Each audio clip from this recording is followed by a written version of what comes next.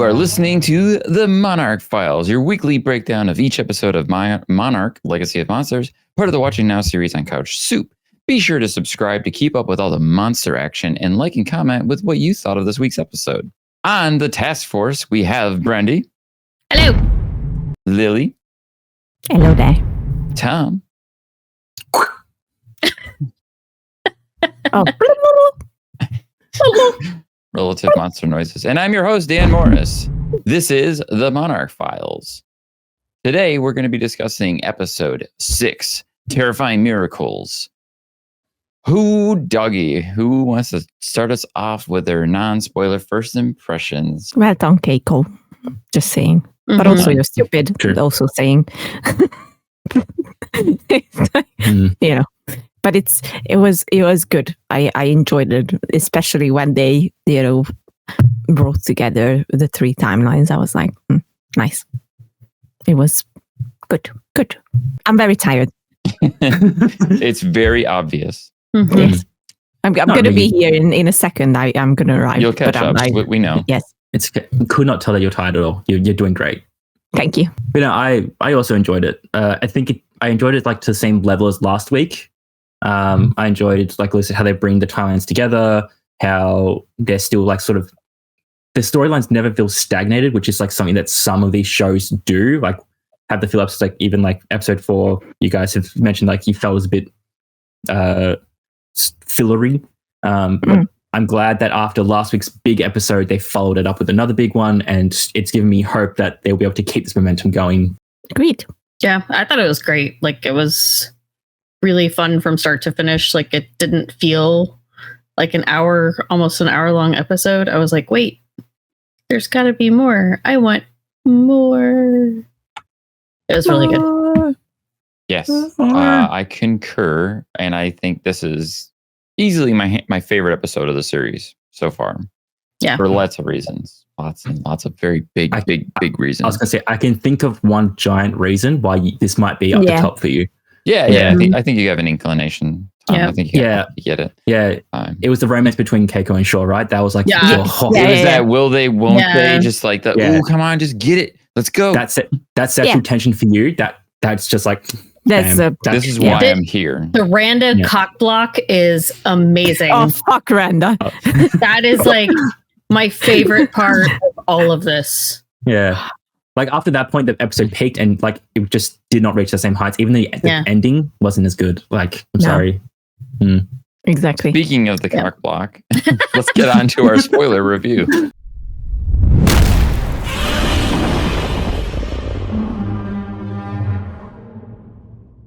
So the show opens up in 1955 where Keiko and Shaw are at this gala in DC where they need to schmooze some of the higher ups in the military to get like the funding for Monarch.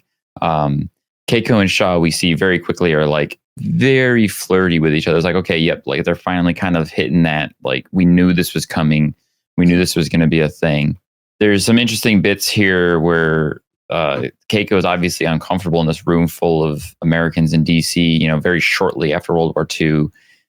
And oof, man, like the way that like the daggers of eyes on Keiko during the scene was palpable. And it made me uncomfortable. Yeah. Mm-hmm. Yeah. And then, of course, the real kicker was that line by General Puckett. She's one of the good ones. She's one of the good ones. Yeah. So it's like I would have punched him. That it just sounded so gross and like sort of like in like she's one of the good ones, as in like, ugh.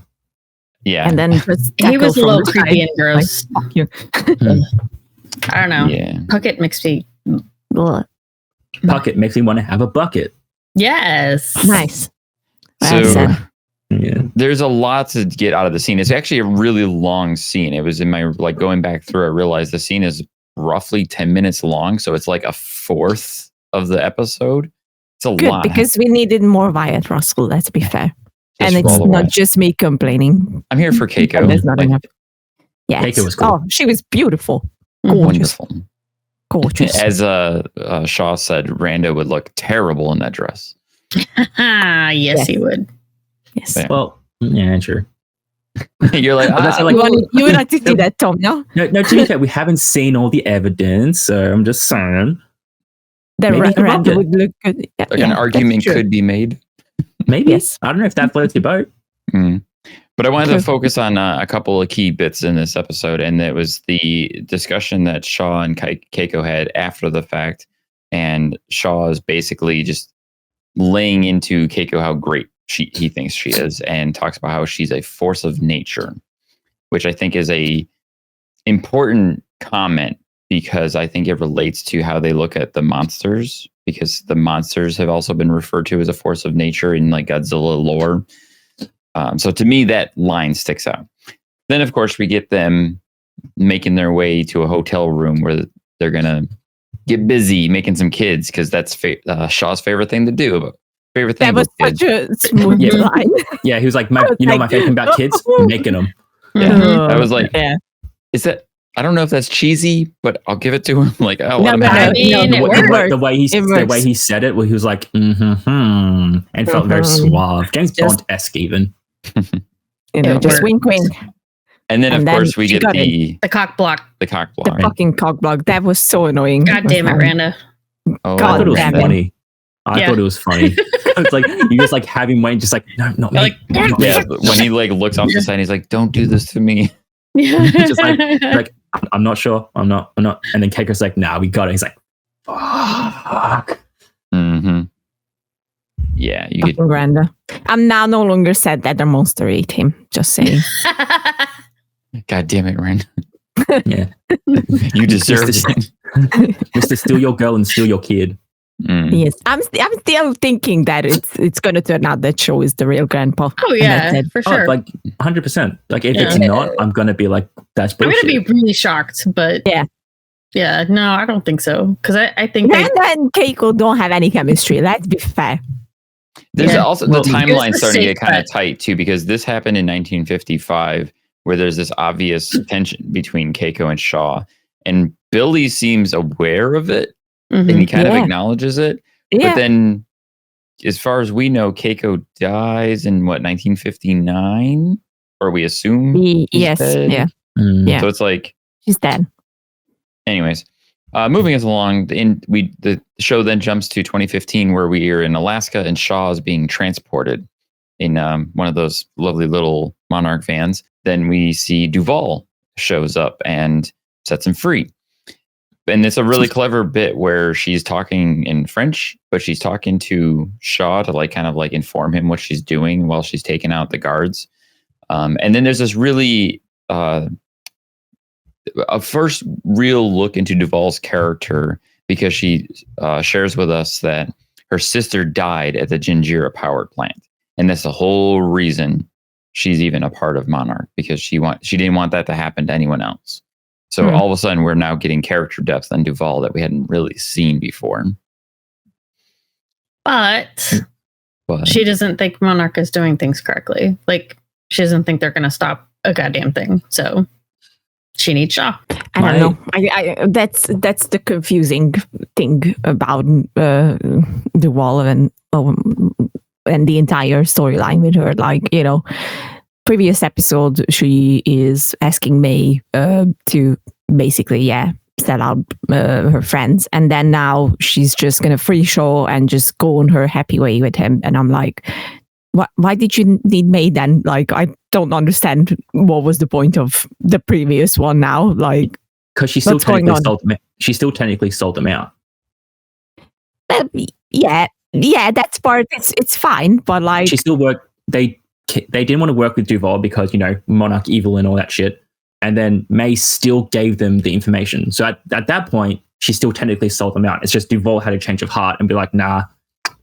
you got to think that based on the information we've learned this episode, Duval was playing both cards all along. So she's been working for Monarch, but deep down, she's had this main ulterior motive driving her. And when she learned about Shaw and what Shaw was doing, and she got that extra information about Monarch being wrong, like there's that scene in the last episode where Shaw talks to the camera and says, Monarch's wrong. So there was probably a click for Duval that, I want to pursue this because I want to do things right. And I don't think Monarch's doing what they need to be doing. So that's where she pursues Yeah, because it's that. all bureaucracy and bullshit, like, at this point. Like Shaw's wanting to fix things and a little crazy, but whatever. Like Duval says, so everyone's a little crazy and they got to do what's crazy to actually get the results they need. The only thing that I wish we saw during this whole sequence was I wanted to see Duval beat them up and not just like, cut away and just have her throw dudes out. It would have been cool to see like a truck fight scene and all that shit, but Give us a little like Daredevil in a van action. Yeah, I agree. That would have been nice. That would have been a little extra touch of flair for that instead of it just all being off camera and just noises happening. Yeah. The magic of happening off screen. There's a lot of that in this show. Yeah. There's definitely a lot of that. So yeah. Anyways, a bit tiring. Now we're back into 955. We see Shaw and Keiko are showing up at the Monarch headquarters where Billy's waiting for them. And there's that like, what the fuck do you want, Billy? What do you want, Billy? We were gonna make babies. Sorry, we're gonna make children. And Billy was sharing with them that they have new readings from Japan that are similar to the readings they got when they found the dragon in the Philippines. Shaw wants to go with them, but he can't because he's got to stay back for the budget proposal. Barf. And you can see that he's clearly having problems with his feelings for Keiko and not wanting to leave her alone to do with us. Well, with leaving her alone with Billy. That's a bit fair. That's the real problem. You don't trust that man. I don't know if it's that or if it's just like, okay, she's going to hunt down these monsters, but I need to be there. Yeah, concern for her safety and whatnot. Yeah. Yeah, I don't think Shaw really sees Billy as like a threat. I mean, when it comes wouldn't. to Keiko, it's probably more just like he doesn't want her to get squashed by a titan. Squished in. I think it's both. Let's be fair. I reckon there's probably like the nag in the back of the head because of that first interaction they had when they first met.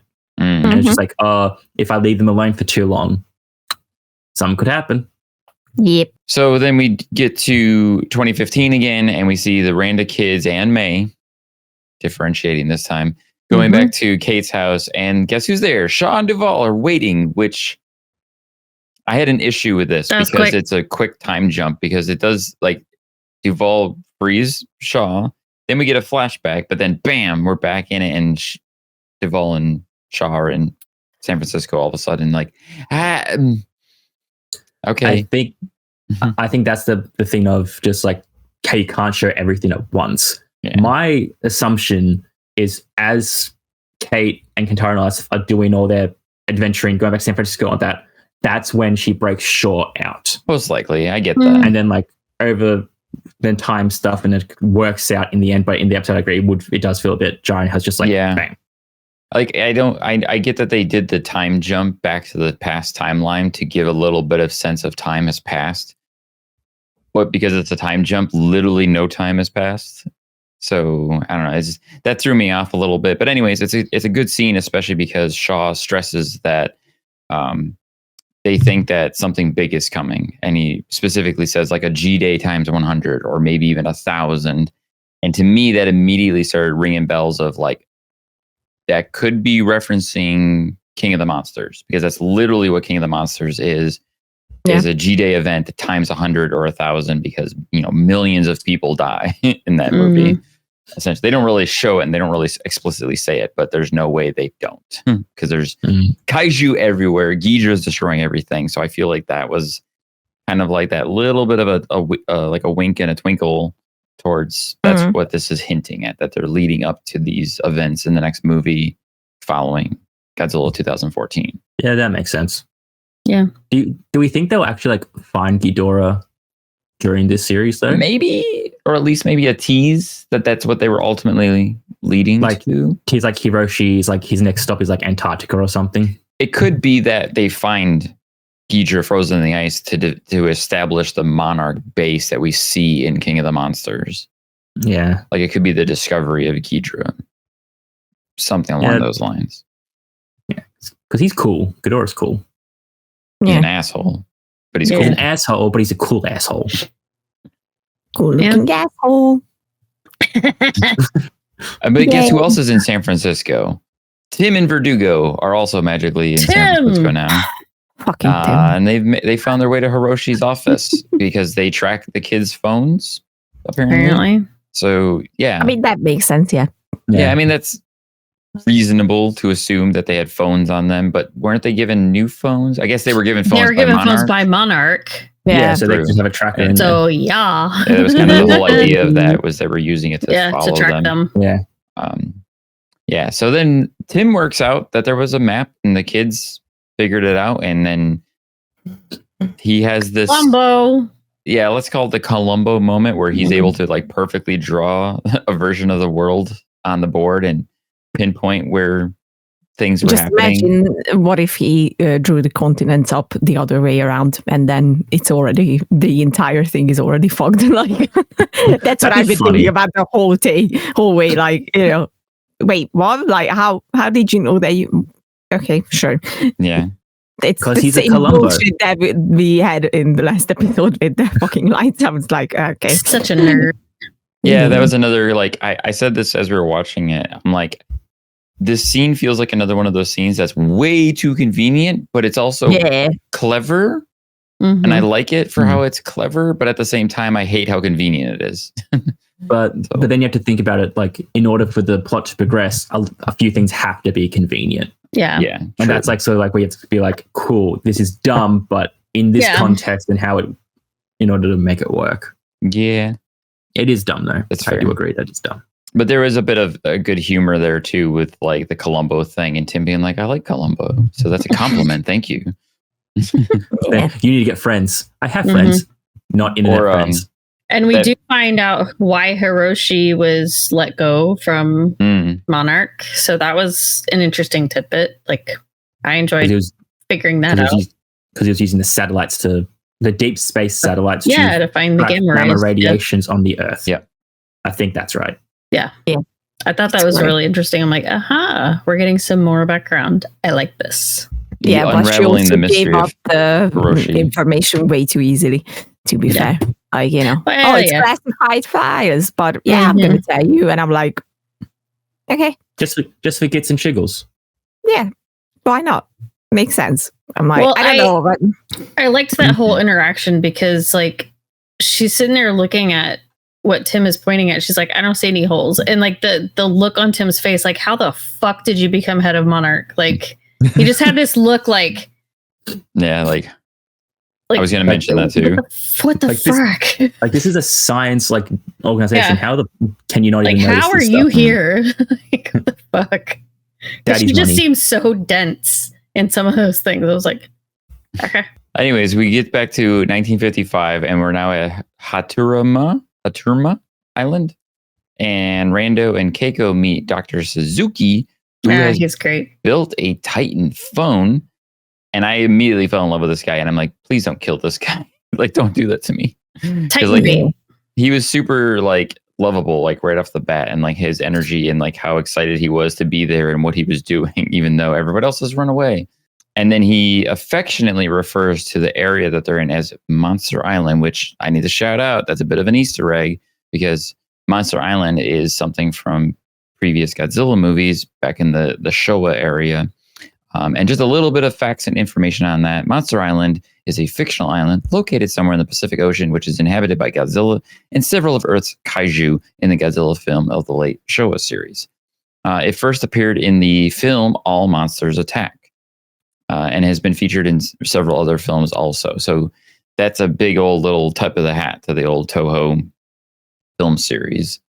What a fucking Godzilla! Was also in the Godzilla animated series as well, if I remember correctly. Like they had a storyline where they went to the Monster Island. I think I saw a reference to that also, that there was Monster Land, which is similar but different. And I feel like Monster Land might have been referenced in the Godzilla animated series. Yes, it was. Does Monster Land have roller coasters? The one in Gigan does, because it's like a theme park. It's very silly. Yeah, it's really silly. Anywho, that's the one with the cockroaches. That's right. Yeah. So then back in 2015, we now catch up with the team in the Algerian desert. I'm calling this the Monarch Rebellion, as we find out that this is a group of ex-Monarch people similar to Duvall who want to do things different. So they're now rallying under Shaw's leadership, essentially. And they're following the next point on Hiroshi's map. Kate gets really upset that there's a Monarch presence, but Shaw is trying to make her understand that, not all Monarch people are the same. Some people are genuinely trying to make real change, not just sit on the information. I mean, that's what Monarch is doing. They're basically just like, oh yeah, we have all this information, but we're not going to fucking tell anybody about it. Yeah. And that's kind of Shaw's whole thing. They're just researching. Yeah. That's like, they're not trying to, like, I think that's the reason why Duvall and everything Shaw are just like, no, we do our own things. Cause like they have all these outposts, they have all these resources. They knew about Godzilla and then they did nothing. And afterwards, they just went and go take a bunch of pictures. Yeah. It's like, oh, wow, this guy showed up that we knew nothing about. Bullshit. But I think, like, I just thought, like, it could be, like, a difference in, like, sort of, like, mindset. Because, like, Shaw and Keiko sort of, like, we need to figure this out and tell people and all this stuff. Maybe Billy, after Keiko dies, keeps it all more secret to try and prevent people from going to kill themselves by accident. Maybe? And, like, this is, like, sort of, like... There's also something that happens at the end of this episode that I think directly influences that. Oh, yeah, true. Which I was going to hit on too when we get there. Yes. So, but you keep that in mind. Anyways, back into 1955. This episode jumps around a lot, but it does it kind of really well because they intertwine the scenes, like you guys mentioned in the top of the show. Like, it does a really good job of intertwining the past and present to relate to one another. So we're jumping back into 1955. Shaw's on the radio with Billy, and he's like very adamant to learn about how Keiko's doing. And Billy is just kind of like ignoring it and just giving him factual information. And Shaw finally caves and just kind of like, okay, what are we dealing with? Like, what are we looking at? And he explains that, they definitely have, readings of a Titan. I don't think Billy was ignoring Shaw. I think it was a very conveniently timed static interference. I felt like it happened more than once, though. I think again, it was just for convenience sake. How like he was like, oh yeah, but talking about science shit. How's Keiko? What? And it was like a sort of like I could hear static on like one of their ends. So I'm like, maybe it's just like one of those. It's too convenient, but don't try to say possess. Like, Billy was trying to ignore it to me. Okay, fine. He was just trying to get in Keiko's pants, and then he just wanted to ignore Shaw. Well, I think he just didn't want to talk about Keiko, honestly. I think he's just more focused on the mission. That's how I take it. Maybe. But you are too nice to him. Okay, I'll go from the school of Lily of just being a bully to everyone I meet. Yeah, there you go. Lily's going to get mean again. I'm not a bully, by the way.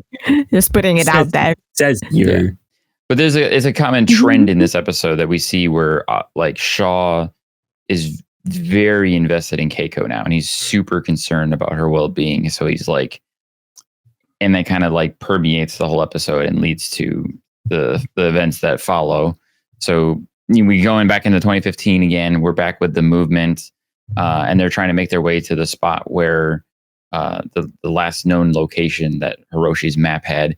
And guess what? They see Hiroshi alive. Yay! He's there. Holy crap! The man is alive, not dead. And of course, we get that brief moment of Kentaro and Kate are just like, "Oh my god!" And they get like children, like, "Dad, look at us, we're here." But then again, really quickly, we see Hiroshi is just like, "You gotta go. Like, you can't be here." And he has a truck that has a device in it that looks very similar to Dr. Suzuki's Titan phone. And it's like, the monster bait. Yeah. I wonder how this is going to pan out. That can't be good. It's also very fun to see that it already existed before. I'm not going to remember her name in the movie, but Vera Farmiga's character invented the... What is it? I don't know what it was. The Echo something? The Sonic thing? Yes. Yeah, to wake up all the other monsters and stuff. Yes. And Yeah, that did give me a little bit of an inkling of that it was kind of similar. It's kind of the same thing. Well, the thing that the guy made, that Dr. Suzuki made, emulates gamma radiation. The Echo, it's a gamma sonic, like simulator. audio. But Like it was it could have been frequencies and sound. It could have been like sort of like built upon that. So be like, hey, It's true. we can use this tech to attract them. If we rejig it a little bit, we can then create like the sort of like sonic. Yeah, that's fair. It could be like an early prototype that evolves into that. Because the one that Hiroshi had looked a lot more like advanced because, you know, passage of time and all that stuff. But that could have been like a feature like halfway done or something like that. So then we jump back again to 1955. Like I said, hold on to your seats because we're jumping a line this episode. We go back to 1955 where Dr. Suzuki is talking to Keiko and Randa. And there's this great line where he asks Keiko if she's ever seen a Titan before. And she says, yes. And they are terrifying. And Dr. Suzuki has the most amazing, like, oh, good. Like he gets really excited. Like that part, I love that guy because of just, he's like, oh, good. And then that's where he says the title of the show, Miracles Should Be Terrifying, which I think means and says a lot. Like, to be fair, his whole character just reminded me of Obi from Loki. Yeah, a little bit. I haven't like watched just it. like just the just the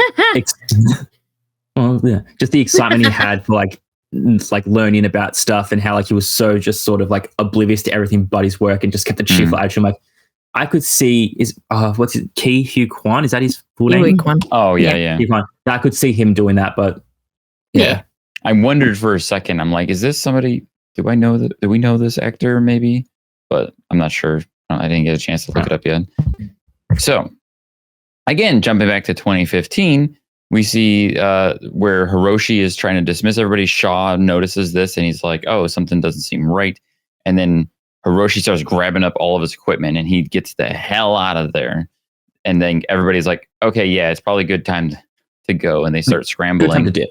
Yeah, let's get the fuck out. And then there's this really dramatic buildup, and then there's a helicopter. Oh, helicopter. Okay, cool. But the helicopter has like an armed military team in it. And Tim. Why is Tim in that helicopter?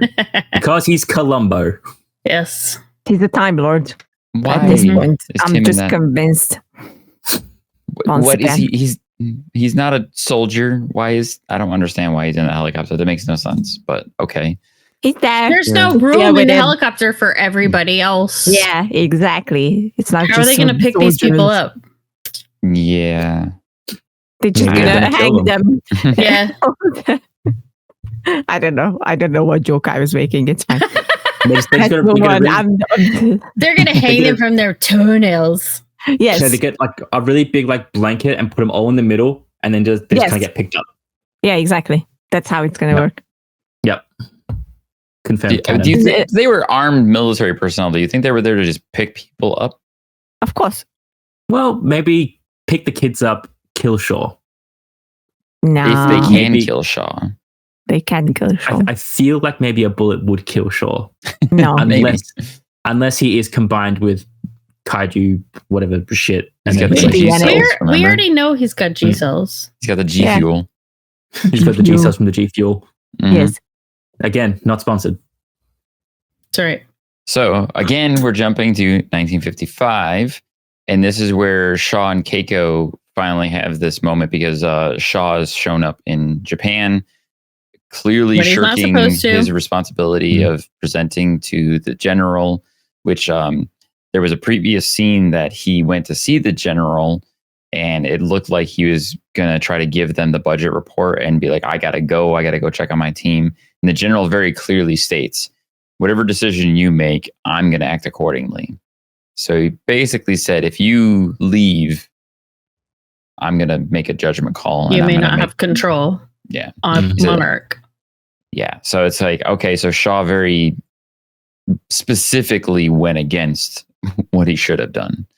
Yeah, but he was told, if you do this, I'll do this. And he went, okay, and still left. He was following his dick. All right. That's all there was to it. The power of dick is great. Yes. Always. Let me guess, Lee, double safe for Wyatt's. He was thinking with his penis. Yes. It happens with many men. Sorry, guys. I'm not arguing with you. Okay. I was just listening to how the ladies are explaining how the dick is powerful. Yes. It causes men to do some seriously dumb things. Yeah. Like getting a helicopter with armed guards. Yes. Exactly. Yeah. And giving up Monarch. Wait, what? What? How did the dick That's have Tim. anything to do with that? Because Tim has the dick, and he talk about Tim. I was trying to like defend Tim because like he's the dick. Yeah, like circling back. No. It's No. I need the price is right. Like wah, wah, wah.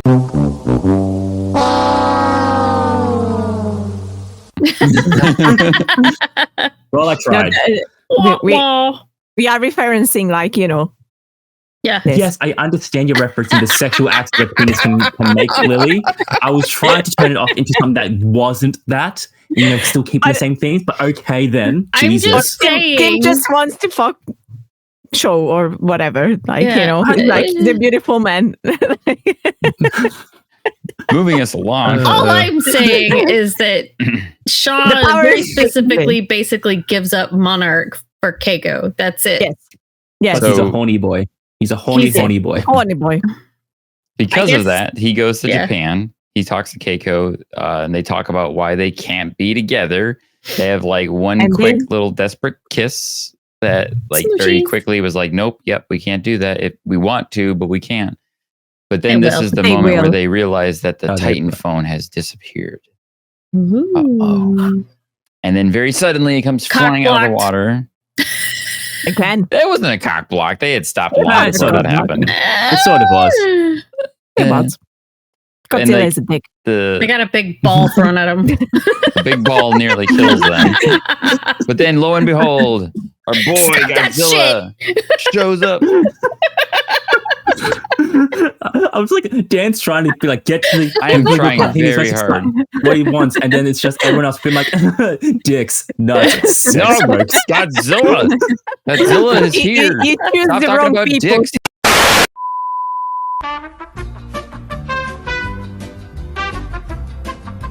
So Godzilla shows up and cock blocks Shaw, just like Randa. So Randa and Godzilla are besties. They're in cahoots. Besties for resties and cock blocking. But then we get that line from Shaw when he realizes that Godzilla is alive, and he says, "We didn't kill it. Jesus Christ, we didn't kill it." Mm-hmm. Which is that epic, like, oh crap, that fucker didn't die from a nuke. And Keiko laughs because she's happy that Godzilla is still alive. Hell yeah! Like we Keiko all didn't mind the cock block. Yeah, she didn't. She doesn't know what she lost just yet. Okay. Yeah. Well, she might still get it. We don't know. Yeah, she will. We know she will. It's going to happen eventually. That we know. Mm-hmm. I'm sure they're not Randa's kids. No. We get to jump back into 2015 once again, and we're catching up where the whole Monarch rebellion is trying to run away because now the ground is shaking and everything is falling apart, and we see giant spikes come rising up out of the ground. Kentaro saves May from a flying buggy that shoots over their head. And then, of course, we get Godzilla emerges out of the desert where he was taking a little dirt nap. Nappy nap. In the desert. Nap. Dirt nap. Little nappy nap. It's great for your skin. He was treating his skin. I mean, lizards like to, sun. It exfoliates his scale pores. Yeah, exactly. Sun helps with I wonder how long he was there. How long he's been sleeping there. At least a year, maybe, since San Francisco. Like he was chilling. Just chilling, just vibing, good guys. Just vibe. He was just there for the vibe. Yeah. Just sunbathing, like, this is my spot now. Done.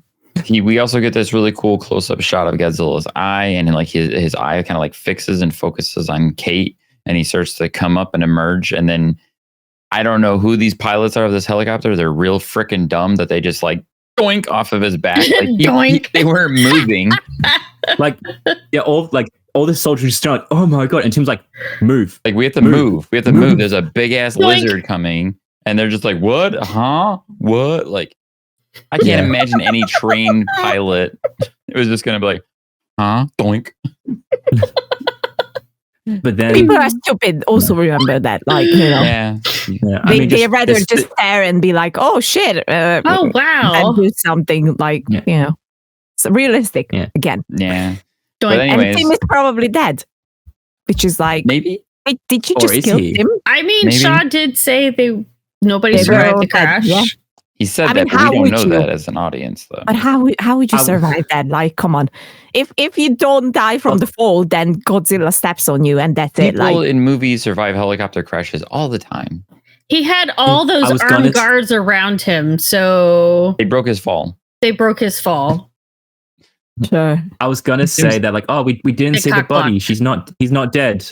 Anyways, we get a really cool shot of Godzilla. He lets out an epic roar and he just kind of like stomps away. And I was happy because I saw new Godzilla awesomeness Mhm. briefly, but still. And then it I kind would of jump expect again. on them because, like, don't wake me up from my sleep, you idiots, and just be like, dum, dum, dum, dum, dum, and just then afterwards go away. he just stomps on them like they're spiders. He's like, ah! Fucking idiots! And then just bye. End of Yeah. the show. Thanks for watching, Well, everybody. Okay, Yeah. bye. Well, Goodbye. I was gonna say, oh, we don't know if they're dead. We didn't see the bodies, but then that validates Dan by saying that Keiko's not dead. And so I'm gonna say don't Tim's say also that. dead. Don't say that. Yeah, I I'm gonna say have Tim is other dead. theories on this that I'm going to get to because there's 2 time jumps still leading up to Shaw's comment. Because we go back to 1955 still, where we see the classic trio, is what I'm going to call them, preparing to deliver the news to the general that Godzilla is still alive. But Keiko is like, we can't tell him that because they're just going to keep making bigger bombs to fight him and to try to kill him, which is going to just cause more destruction and more awfulness, building bigger and more destructive weaponry. And they're trying to find some compromise, and they go back into Monarch headquarters and find, they don't have control of Monarch anymore because Shaw's dick. The Navy is now cock blocking Shaw Yeah. because Assholes. then Keiko was really upset with him. The You US whispers. government. What US have you government. US government Yeah. cock blocking people since day one. That's right. Mhm. So Pretty much. she basically said, "What have you done?" And she was super pissed. So Yeah. I'm gonna say they had to have like gotten jiggy before this because I don't think it's gonna happen after this. Oh, you never know. They could have hate fucked. Yeah. Yeah, I guess. Those are options But- for sure. I Yeah. mean, but Or maybe it works out for them in some fashion. Anyways, so back now to 2015. This is where we open up on the shot of Shaw coming back through some debris, and he's saying that no one survived the crash. Now, again, like we were hitting at already, that we don't see the crash, we don't see the helicopter, we don't see people, we don't see bodies, we see nothing. It's purely just the word of Shaw. I think Tim at least is still alive because there is a scene in the trailer that shows Tim walking through a facility with the Randa kids that hasn't been shown yet in the show. deleted scene. Either that got scrapped entirely or it's still to come. So, I mean, actually- they changed how because I vividly remember that this is not how they Tim's off show. screen like that. They wouldn't do that. They wouldn't do Tim dirty like that. Oh, so they would have to like just show it, right? Like Hiroshi's not dead They're either. not- We know Hiroshi's not dead. They No, didn't he's show not. it. So Yeah, but they're not going to show it because it's a PG show. So, like, we're not going well, they to would see blood and insinuate guts like and whatever. okay, like there's a dude that got hit with a giant boulder. We know he's dead. Yeah. That guy's Scotty! super dead. But were you going to say, Lily, how like they can no longer show things in trailers that aren't in the actual products anymore? Like how like Call of Duty because War? I false vividly advertising. remember that in the one of the trailers, the teasers or whatever, or not even teaser. I saw it on TikTok because once again I got spoiled thanks to TikTok that Godzilla emerged differently from the water. Like he had a proper like coming up from the surface, and it's different now in the episode. So they definitely changed that post production as well. Are you talking about the shot in the past with the Titan phone? Yes.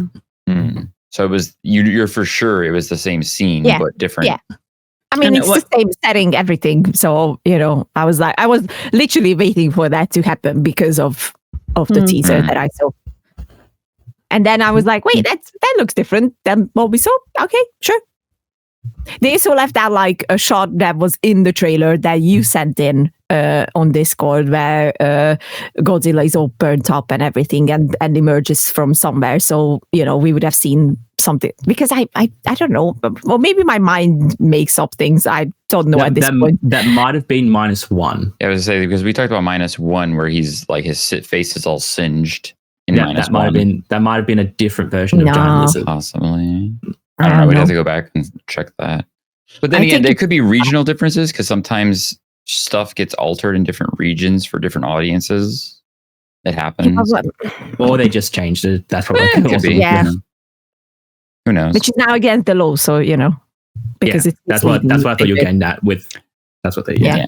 But we got some great, awesome shots of Godzilla between the past shot with him in the 50s and then the current shot in the desert, and like that scene with him swimming up through the ocean or the water was super cool. The scene with him in the desert was super cool. He's a beautiful lizard. And then we close out the show on the really predictable prediction crap that I made last week, where May tells Kate and Kentaro that she sold them out, and they get mad and they fuck off, and that's how the show ends. Like, damn it. I'm sorry, Kate. I mean, it did play out a little differently because of the way Duvall's character switched on her standing of things. So it's a little different, a little bit, not quite what I thought it was going to be, but still, it's like that exact, like, I'm sorry, guys, I sold you out. And then Kate's like, go to hell, which is like, crap. Hopefully this doesn't still continue to play out the same way. Yeah, but I feel like if they were going to do it, they had to do it now because, again, we've only 10 episodes. You can't drag that sort of stuff out. If it was like a 24 episodes, 100% you could like wait like 5. But I think just like with the nature of like shorter series, you just have to, I guess, cave into the tropes a bit in order to get things moving. Yeah. But then again, so we have the preview for next week's episode too that's coming up. That's Would the Real May Please Stand Up? So we're obviously going to get some more history on May, which will probably round out part of that narrative, I'm sure. The description for the episode says, May finally faces her past. Duval and Shaw follow traces of Godzilla and Hiroshi. So that tells me next week we're going to learn more about May's family, which she hints at in this episode. She talks about her family that she had to leave behind because she did something dumb. Very minimal details. She pissed off some powerful people. Can we like rewind a little bit to like the interaction between Shaw and Kate? No. Yes. I'm kidding. Go ahead. Rude. Anyway, like Kate is saying like, we're still looking for my dad. And Shaw is basically saying like, because Kate's saying like, you can't kill Godzilla. You can't do anything about him. And Shaw's like, kill him. I want to help him. And she's like, what the fuck? But obviously that's what they want to do because they don't want another humping Muto situation.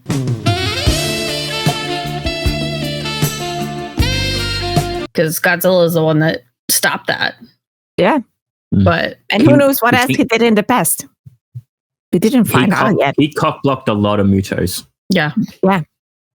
100%. He's a cock blocker monster. Well, we also know that there's a rise in the gamma radiation spikes around the world.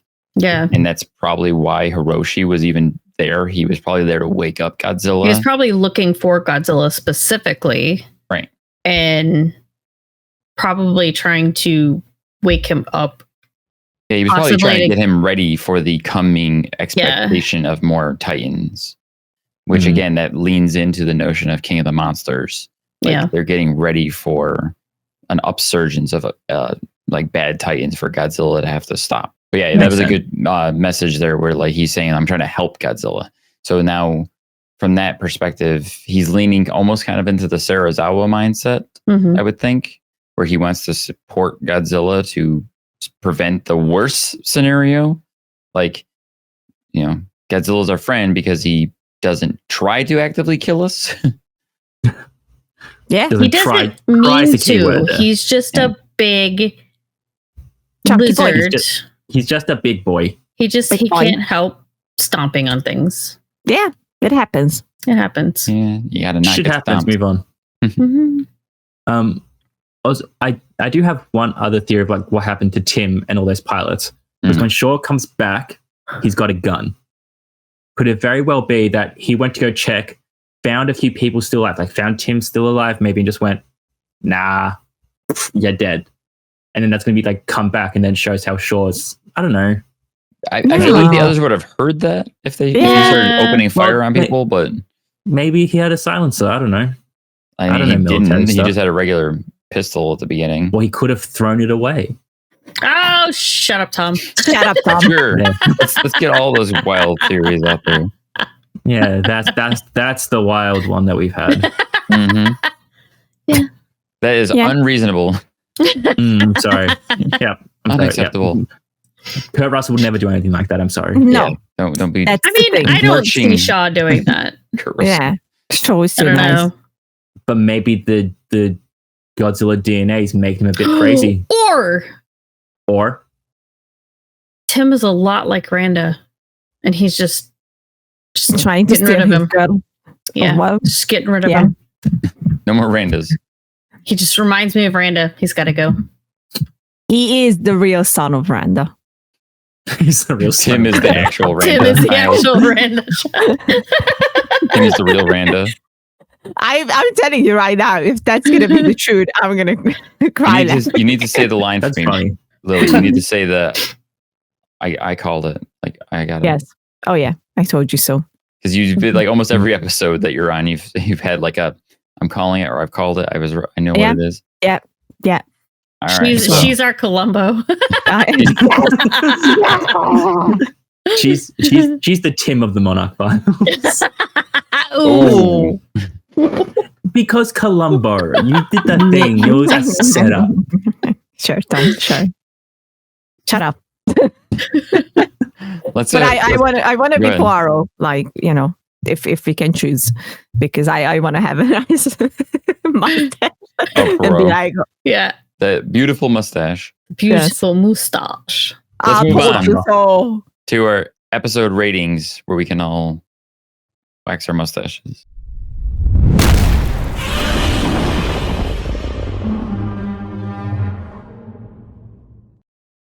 I kind of shaved. I'm sorry. Lily, what did you think of this episode? I'm gonna give it 9. Let's go with a 9. It was a good one. I enjoyed it. So yeah, it was fun. It was like I still don't like the time jumpiness on the level of like, we're here one moment and then suddenly we're on the other place very conveniently. So that's still not my thing. And I'm just gonna say that some of the solutions that they come up with to get people somewhere is a bit dumb. And I think they could have done it better. I'm just going to put it out there because I'm starting to see a pattern going. So we'll see. We'll see. I don't think they're going to, change anything with that, but like, I'm still hoping. I mean, most of the newer Godzilla movies are a little like that too. They kind of make things wicked convenient or dumb to just move things along. Like we just got to move it along to get to that sweet monster action. Yeah. And I think that's a bit sad because honestly, we had a bit more thought put into it. I think it could be much better, to be fair, but oh well. It is what it is. I do like it. I will say that I keep seeing people, I'm already seeing people complaining that, oh, Monarch, yeah, we thought that it's going to be big monster fights and it's disappointing because it's not. And I'm like, it's about Monarch. You idiots. When did you think that? Like, there's... Weird expectations. It's not called Godzilla. It's called Monarch. Yeah, exactly. So I'm like, okay, Monarch, and government organization. Yeah. Oh, Yeah, I've seen a lot of that too. And I'm just like, ugh. Yeah, you can never satisfy people. That's the main point. Brandy, what was your rating? Totally a 9 because there was a lot of Godzilla. He's such a beautiful lizard. Yeah. I think it was good. It was really a fun episode because I got some more insight into Shaw and Keiko and like the older Shaw and then his interactions with like Kate and Kintaro. Kintaro was kind of like a non-entity in this episode. Yeah, that was a bit upsetting. Yeah. But I think I think we're really ramping things up, and like I'm so glad we finally got to see Hiroshi. We know he's alive, and that's awesome. Like it's like it seems like he's working outside of Monarch and basically doing everything that Shaw would have been doing. He's been pursuing this for over a year since everyone thought he was dead since San Francisco. So yeah, exactly. Definitely high on my list. This one. I would give it also 9, but a low 9, but last week was like a high 9. Okay. Because personally for me, I liked the drama and the character building in last week's episode more than this week's episode as a whole. Both 9s, but like different spectrums. Little of the 9, big 9. Yeah, pretty much. Well, like, because we're not doing decimal points because that's stupid. But like, yeah, like a low 9-ish sort of deal. Yeah, nothing else that hasn't been already said. I enjoyed the merging of timelines, sort of like events crossing, more of both Russells, and yeah, I'm optimistic, but I can also see how this can go off the rails a bit if they focus on the wrong things. Like you said, like too much on like the May sort of like feeling bad for herself, and I think it's a balancing act. I hope they can get right. True. Yeah. If that makes sense. Yeah. No, agreed. I hope that they can carry through the last few episodes and come out strong on the end. Well, they've kind of had episodes of like focusing on Kate, focusing on Kintaro, like a little bit more of their backstories. Now we're going to be getting more of May's backstory in this next episode. So it's like they're just using bits of episodes to give us backstories on the characters. Yeah, that's it. Sure. Now, of course, I'm going to be the oddball here because I'm going to give this episode a 10 because I know it's stupid, but it was a fun episode. I really enjoyed this episode because just obviously the Sweet Monster action. I'm super happy to have finally seen some cool new footage with Godzilla. They were brief, but they were cool. They were fun. Like I like that really intense shot of it, the close up on his eye, the scene with him swimming through the water and like whacking the ball, throwing balls at people. I actually really appreciate that opening scene in the 50s. Like there is just something about that scene that hits a weird little, I guess, a nostalgia chord for me that I don't know. I appreciate the big band music. I appreciate the setting. I appreciate the drama of the scenario with Keiko being Japanese in this room full of American militaries types and just the stress that she was under in that situation. There was a lot that I liked about this episode, and that's kind of ignoring the mistakes it's making as TV and just being like, well, I'm here for the ride. I'm enjoying it. So it's a 10 for me. Okay. That's fair. Yeah. Any closing thoughts from anybody else before we move on and wrap this up? More Godzilla. Sorry. More Wyatt Russell. Okay, that too. Godzilla's the king of cockblocks. Yes. I think, was that your ultimate disappointment, Lily, that you didn't get to see Wyatt go up into the hotel room with Keiko? Exactly. Like, I want the best for my boy. That's it. She wanted a 10-minute extended sex scene between Wyatt Russell and Keiko. Lily was ugly crying again because of the cock block. Like, no, why would you do that, you fucking asshole? Yeah. That's it. I was crying. Yeah. She was screaming, "Die, Randa. Die, Randa, you monster." He's the real monster of the story. you put on Kong Skull Island and just like rewatch the scene of him dying over and over. You're gonna die, bitch. It's like, oh, I'm gonna go make babies with Keiko. Randa's like, nuh-uh. What the fuck do you mean, nuh-uh? No. But yeah, like, I will also like to point out real quick, and that's just my living in the Lululand basically, is that show called Keiko K, and I'm Lily K, so I just imagine Lily K. Okay, sure. Wow. Okay, we're going real deep now. Yeah. Okay. Lululand. There it is. Lululand. It feeds my emotions well. Okay, it's good for my mental health and state and whatever. Well, I got to send Lars a quick text message then that like, yeah. No, don't do it. I'm sorry. I'm coming over and I will kick your ass. Don't do it. I still love Throne and Lars, so shut up. Well. All right, so later. Taking us home.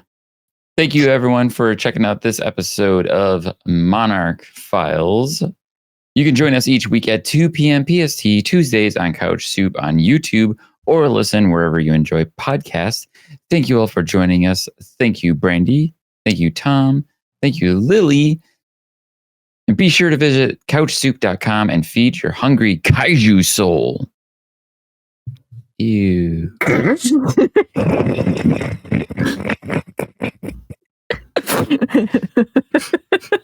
Oh, Jesus.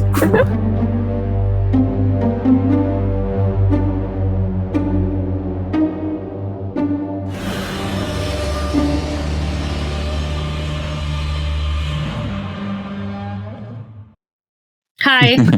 Well, I haven't started the show yet. I'm just recording. Oh, okay. Yeah. The monster of the week. What did you think of this week's episode? What did you think of this week's episode?